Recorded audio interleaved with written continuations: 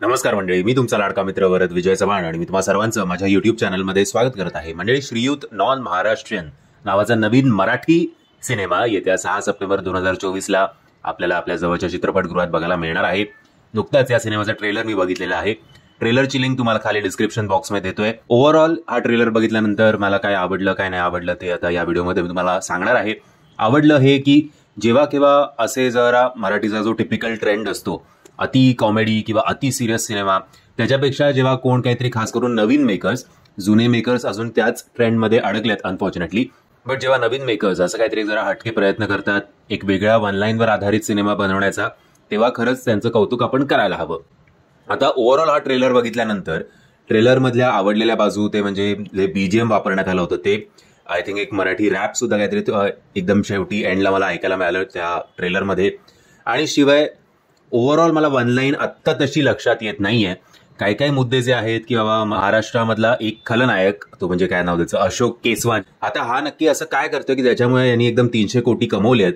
आणि त्यात एक जनक सिंग नावाचा आय थिंक नायक असतो, तो नायक आहे, त्याला बिझनेस करायचा आहे एका मराठी माणसाबरोबर. बट आपलं तुम्हाला तो मुद्दा तर खूप अनेक वेळा आपण अनेक सिनेमांमध्ये बघितलाय की मराठी आणि बिझनेस हे काही गणित कधी जमत नाही, तसंच काहीसं. आणि मग मराठी माणूस हा फक्त नोकरदार कसा असतो, पुन्हा त्याच मुद्द्यावर आपण येतो.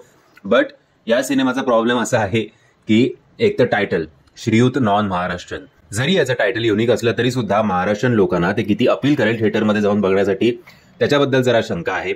बरं, जो खलनायक आहे किंवा ज्या दोन नावं जी प्रमुख माझ्या कानावर पडली ती म्हणजे एक अशोक केसवानी आणि जनक सिंग.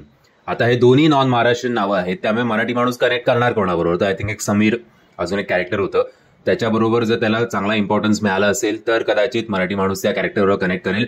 बाकी माहिती नाही, आता मी जरा कन्फ्युज आहे. ट्रेलरमध्ये सुद्धा बरीचशी वाक्य आपल्याला हिंदीमध्ये ऐकायला मिळतात, त्यामुळे जर अख्ख्या सिनेमामध्ये हिंदी मराठी असं जर मिक्स असेल तर जरा गडबड आहे. कारण याआधी सुद्धा असे प्रयत्न झालेले आहेत पण ते काही यशस्वी झालेले नाहीयेत. ट्रेलरचं थंबनेल सुद्धा चांगलं डिझाईन केलं आहे, थंबनेल सुद्धा मला आवडलं.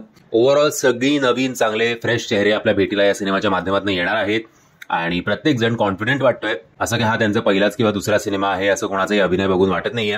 या सिनेमाच्या माध्यमातून तुमच्या भेटीला येणार आहेत गौरव उपासनी, सायली वैद्य, अथर्व देशपांडे, संपदा गायकवाड, वैभव रंधावे आणि सर्वेश जोशी.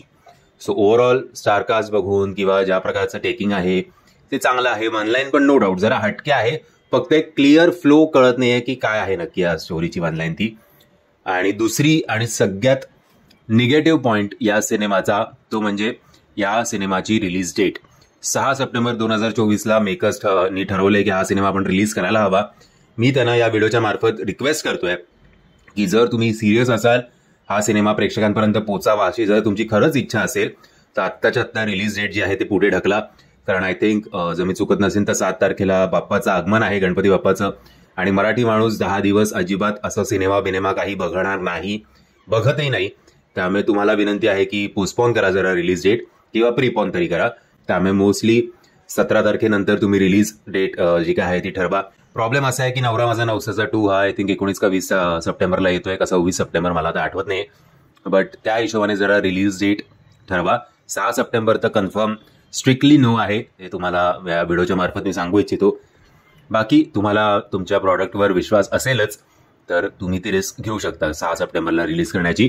पण आतापर्यंत कुठल्याही मराठी सिनेमाने कधी, भले ते किती मोठे स्टारकास्ट असतील तरी, गणपतीच्या दिवसात कुठल्याही सिनेमाने काही फार कमाई केलेली नाहीये. एनिवेज काहीतरी एक वेगळं हटके करण्याचा प्रयत्न नक्कीच या मेकर्सनी केलाय, त्याच्याबद्दल त्यांचं खरंच खूप कौतुक आहे.